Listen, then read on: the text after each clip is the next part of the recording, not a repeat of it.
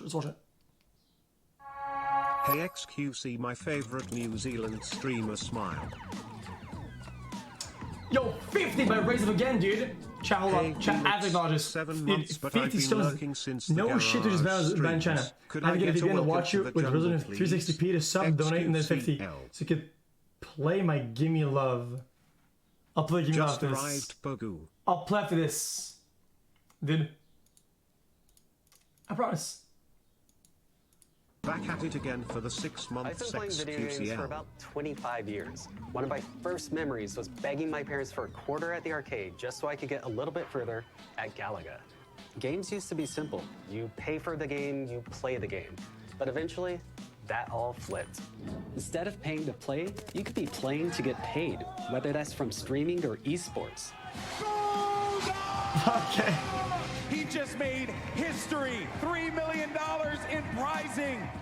But there's another economy at work where players can buy in-game items for real cash. This flaming mace is an echoing fury. In 2012, it was sold for roughly 10,000 real American dollars, making it one of the most expensive video game items ever sold. Which brings me to my question. Why would you spend money in a video game? True, but scammed. Yeah, I agree. Guys, it's more of a why not. Games have taken up years of my life, literally. I've spent more than a year in the games Counter-Strike and World of Warcraft, and as you can see, I was a pretty serious gamer. No! Over the last 20 years, developers have made it possible What is for that me to spend more slam, money in dude? games. What a I soy sold my boy, first ever dude. Quest account on eBay for about $100. And years later, I paid my rent by playing World of Warcraft and selling the gold I made. What's up? Whoa, are we doing this? Yes. Welcome. So when we talk about a virtual item in a video game, these are a range of items and collectibles that can be bought, sold, traded, all depending on the game that you're playing. These are things like skins and weapons and... Yeah, totally. Sometimes they can make you more powerful, but There's sometimes Phil it's just Slam, yeah. clout. showing off. Yeah, exactly. Take Clout. World of Warcraft. In that game today, you can buy this. This is Hogris, a flying pig that you can ride on. 25 A bucks. flying pig. Yeah. Is this also $10,000? This is only $25. You can get the snazzy Fortnite dance. It's called Tidy for about 500 V-Bucks. That's Fortnite's currency. And those V-Bucks can be purchased for $5 real in the game. I'm sorry, what is the tidy? It's like a window wipe dance move. I haven't actually seen it yet. This is a skin in the game, and basically it's just like it's a visual accessory that changes the way this gun looks. And this particular skin sold for $61,000. $61,000? Yeah, I It's bought just it. a commemorative special version of a skin that was very rare. There are many ways to buy virtual items. Free-to-play games like Fortnite allow you to buy items directly from the game I'm not using an in-game store. I'm not like a economics Andy, but Other that games seems use like an easy online deal. marketplaces, Buy usually it. run by the gaming companies. In this case, players buy and sell items among themselves, and That's the it? game company 500, that's takes it? a cut. But there's also another way, and it largely exists beyond the control of gaming companies. These transactions take place on third-party sites. They're unregulated and mostly against the rules, but players still use them to buy and sell items. Back in 2012, only some game makers allowed you to buy, sell, and trade items in-game with real cash. And the total sum of virtual items in the market was $15 billion. And some investors estimate that today, the total value of these goods could be as high as $50 billion. dude, no way. To put that in perspective, that is more than the global box office of the same year. Why is this worth so much? My guess. No way. I have no idea. I have no guesses. Essentially, things are worth what anybody will pay for them. So if I have a fictional castle and you want it and you think it's worth $5, then it's worth $5. So an in-game economy is the same as a real world economy. You've got a lot of people, you've got a lot of goods, and you've got currency. What's the difference? Nothing. Games are designed to give you a better experience the more time you spend in them. Okay, chat. In all fairness though, with most of these games, when you sign when you accept the terms of service, you don't own none of that shit. Technically, You literally own none of it. Some games right? like World of Warcraft, there are daily quests where you have to log in and do the Yeah, same you don't thing own time it. after time after time. You know it's in your Most account. games It's your just have to account. grind You and don't own spend your a lot account. of time to be at the top of the game. On average, a player over 18 will spend more Sort than of. 7 hours a week in these digital worlds. I have a weapon in this game that took me 14 years to get. 14 years. But what if you could buy a better experience instead of just grinding out the game? Then a new thing started to happen when developers offered items that you couldn't even earn in the game. I'm talking about flying pigs. I'm going to show you how to get one. So to get Hogris, I'm going to go to the main town, and I'm going to open up the store. It's really easy. You just hit buy now. It connects you to the shop. Find my credit card. And it says, thank you, you have just earned Hogris Wine of Good Fortune. I earned it, guys. Oh, he's in a little gift box. So let's see what happens when I click him. Okay. Hello? Are you there? Unwrap. And there he is, he popped out. So he runs. Oh! That Look is the at him. most soy shit I've ever seen in my Look at life. those wings. So this is the joy that spending $25 in a video game can bring you. So this is What a pretty cool. hideous thing, dude. I'm gonna go to a Counter-Strike tournament and see why other players are buying virtual items. I'm headed to Skokie to talk to some Gambling. gamers at the National Championship Series for an online shooter called Counter-Strike Global Offensive. No real guns. Today, we're gonna see players compete for $10,000. We do practice almost every night. Those guys look kind of intimidating over there. Singularity is number 4th in the U.S. Anything that you're like prepared for, excited about, afraid of? We're not really preparing for anything. It's kind of like the skill gap between us and even the second best team is so Check this now, it's high just pause now. we really shouldn't even drop a map here. Counter-Strike is a game that's been around for as long as most of these players have been alive. But the latest version of the game only recently adopted a new free-to-play model, where instead of paying for the game, players are encouraged to buy and sell those skins in it by using a marketplace inside the game. Chat, we're not gonna get into the specifics of whether it's gambling or not.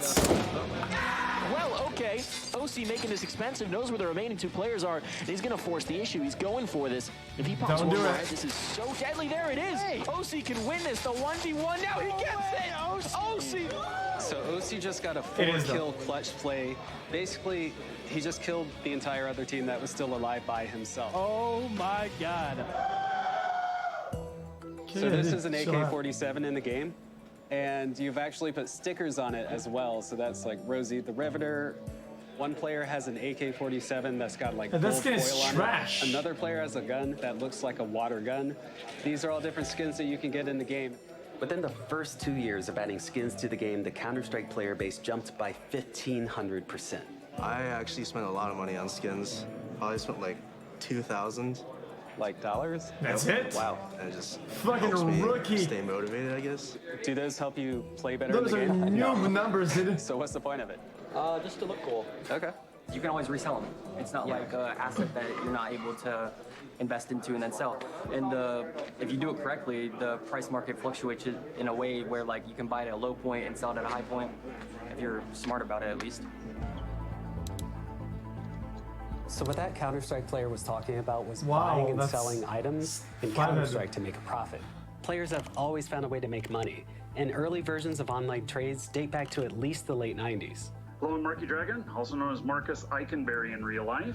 I got into business buying, selling, and trading of intangible goods. It's a wizard. Saw somebody who had like a sword for sale for $20 on eBay, and I'm like, holy, I can do that. Then actually developed the website Marky Dragon. Essentially operating as a broker. Correct. Most of the game companies didn't want it. Legal for the different game companies started getting involved, and then, you know, things went south.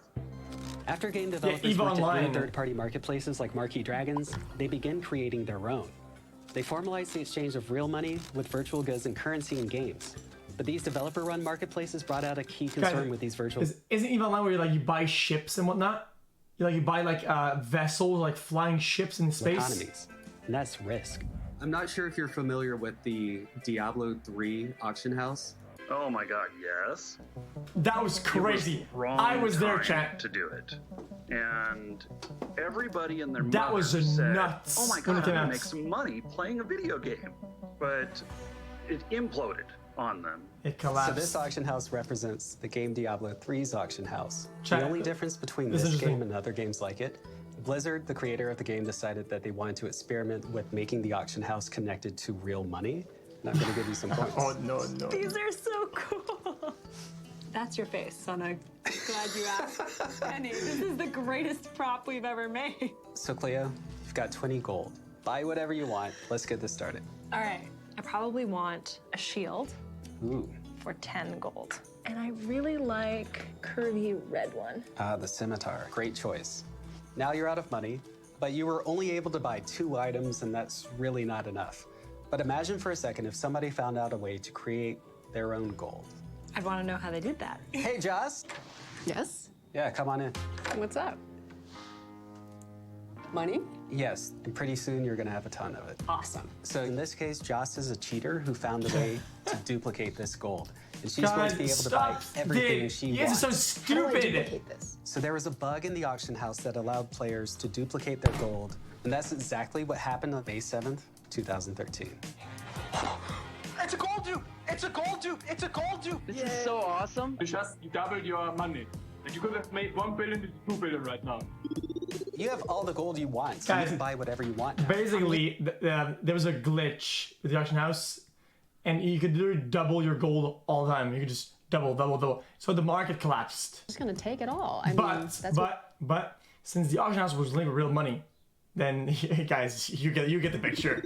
You have all the gold You get the want, so picture. you can buy whatever you want now. I'm just gonna take it all. I mean, that's what you do, right? Do you know how much people are buying items right now? And I'll leave 2 swords. How about that? Okay, since you just bought out everything of value, even the middle quality items were highly sought after. So eventually what happened was hyperinflation, and those prices changed because people could spend anything on it. The dollar values are just dropping so rapidly. If one area of it spins out of control, the whole thing collapses. Nobody knew what to do because remember, you could sell this gold for real money. The auction house functions just like the gold auction house does. The only difference, of course, is that now real money is involved. They might be making profits around 50,000 euro in just 1 day. This is just crazy. Wait. That's You it. can sell that for real money? Yes. Can I sell this for real money? Yes. Oh, good. Wait, I clearly want to sell everything for real money at this point. We want real money, Alex. Let's do this. So Joss puts all of her items on the auction house before the game maker can figure out what's going on. Joss gets a boatload of money. Joss does get a boatload of money. So that's for you. Haha. Within just a few hours, Blizzard shut down the game. This whole thing only lasted a few hours.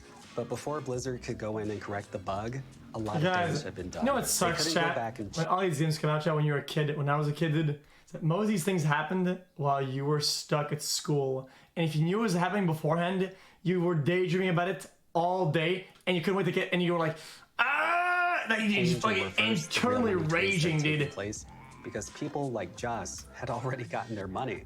So they deleted player accounts. Oh my god. Oh no! I just got banned! Some people who weren't even duplicating gold got caught up in this. And I know that because it happened to me. I had a lot of gold on one account, and it got banned, and I lost an item that was worth about $400. 400 real dollars? Deserved. 400 real dollars. Alex. Yeah. The Diablo crash shows us how virtual economies can be riskier than real ones. They just don't have the same guardrails and protections. And a simple design bug can cause a catastrophe. So when people say that, oh, you bought something in a video game, it's like throwing your money down a pit that you'll never see again because you don't own it. So is the popcorn you bought at the movie theater. It's the experience. And that's so true. For most gamers, it's not about the money at all. I'm a gamer, dude. In the first place, you shouldn't even be playing Counter-Strike for money. You should be playing it to reach the top, succeed, and win. There's probably no better example of this than actually, a battle arena game, Dota 2. This annual competitive tournament, the International, has the biggest prize pool in all of gaming, $34 million in 2019. I decided to come to this Dota 2 tournament hub stop. This is in New York. Oh, no. I couldn't fly out to China where the game is actually taking place.